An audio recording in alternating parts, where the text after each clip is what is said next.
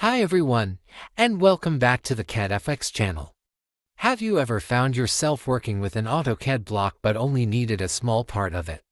You might think about exploding the block and then deleting the rest, but that approach is only good for simple drawings. It's not a solution you can use for large projects. Plus, it takes up a lot of time and requires you to use too many different commands. It's also a common issue when we're dealing with external reference files. You might not need the entire drawing, just a small part of it. And when those reference files are too big, they can make your working file slow and very heavy. So, how do we solve this and use only the section we need? Today, I'm going to show you a simple trick to solve this problem. So, let's go learn it.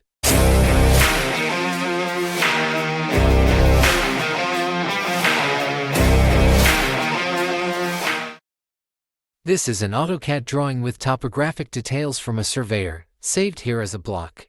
If you only need a part of this drawing, you might consider editing the block or exploding it and deleting the unwanted data. While these basic methods are possible, they become a huge waste of time and effort when you're working with a large drawing area or a massive amount of data. There's a much easier way to handle this, and it's with a simple command called Xclip. Let's check out how we can use it. First, type Xclip in the command line and press Enter. Now, select your object, our AutoCAD block, and click New Boundary. You'll see a few ways to select your boundary. For this demonstration, I'm going to choose the rectangular option. Simply click and drag to select your area as a rectangle, and then press Enter. You can see that only the rectangular area remains, and everything else is now invisible. Okay, let's move on to the next type of clipping. Just like before, I'll type Xclip, hit Enter, and then select our block. This time, I'm going to choose New Boundary and then Polygonal.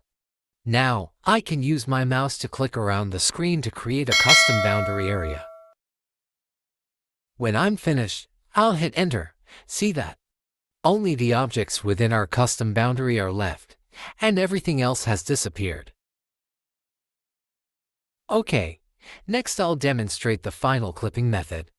To do this, we first need to create our boundary using a polyline. I'm drawing my custom boundary now. I've changed the polyline's color to red for better visibility. Then, just like before, I'll type Xclip.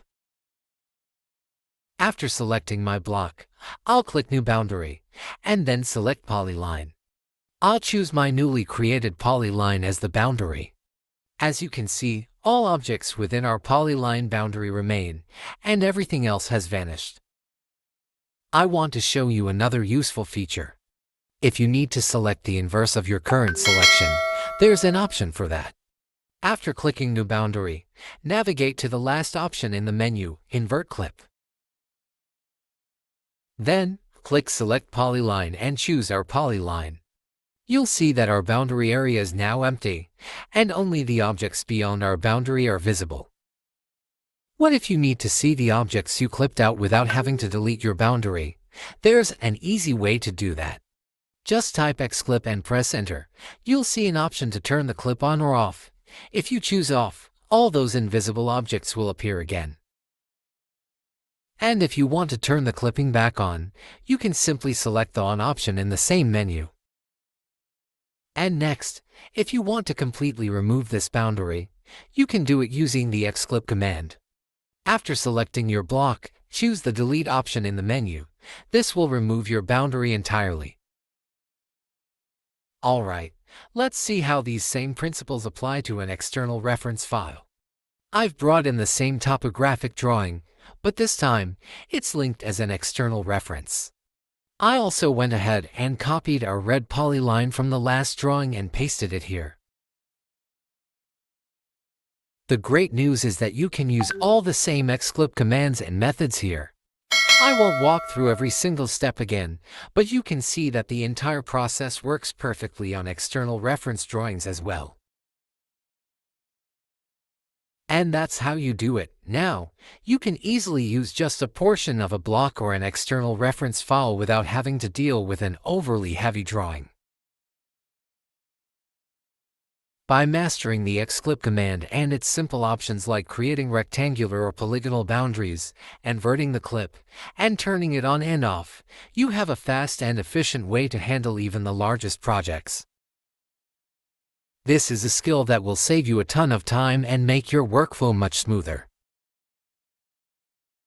And finally, I want to say a big thank you to all the viewers and subscribers.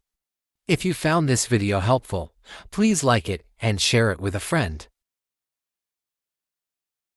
If you have any questions, leave a comment below, and I'll do my best to help. Don't forget to subscribe to the CADFX channel for more tutorials just like this. See you soon in the next video.